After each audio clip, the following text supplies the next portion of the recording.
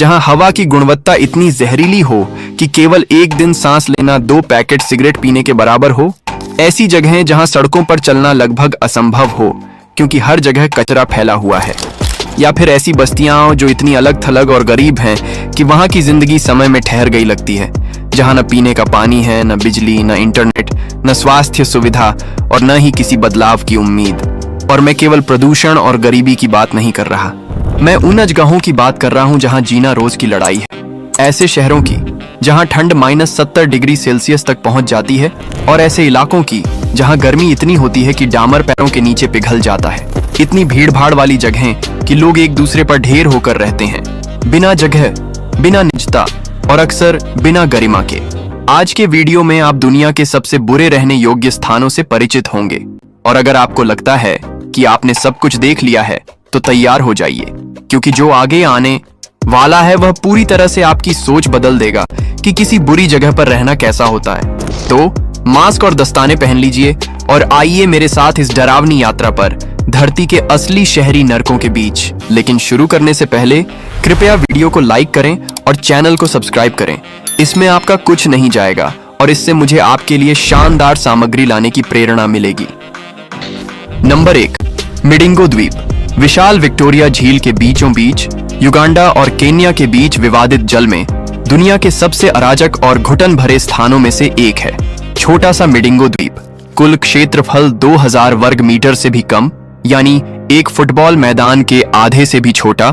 यह झोपड़ियों से भरी चट्टान 500 से अधिक लोगों का घर है, जिससे यह दुनिया के प्रति वर्ग मीटर सबसे घनी आबादी वाले क्षेत्रों में से एक बन गया है। यहाँ कोई खाली जगह नहीं है। जमीन का हर टुकड़ा झिंक, लकड़ी, प्लास्टिक की चादरों और कबाड़ से बनी कमजोर झोपड़ियों से भरा हुआ है।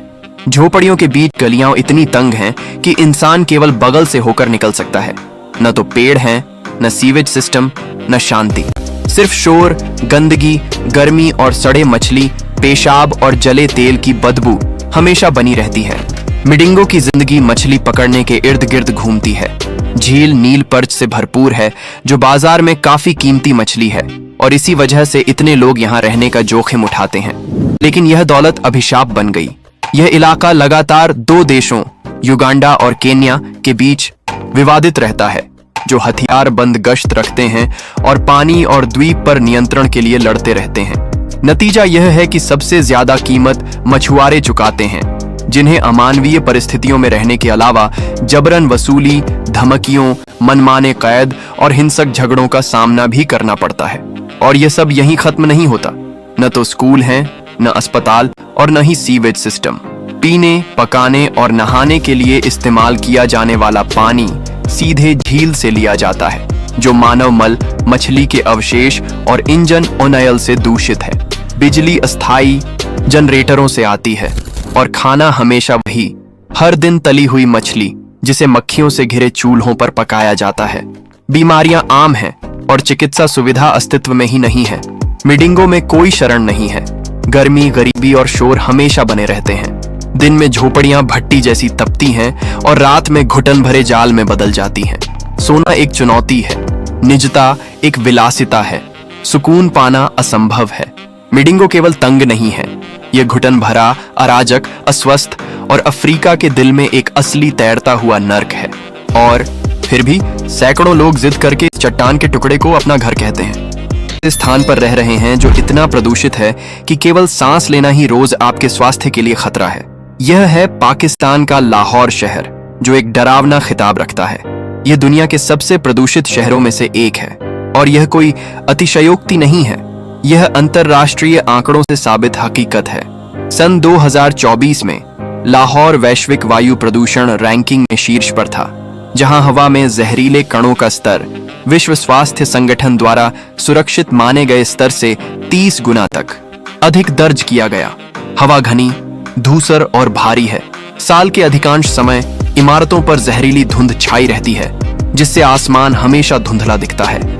लाहौर में सांस लेना सचमुच ऐसा है जैसे रोज 3 पैकेट सिगरेट पीना, भले ही आपने कभी सिगरेट को हाथ न लगाया हो। इसके प्रभाव विनाशकारी हैं।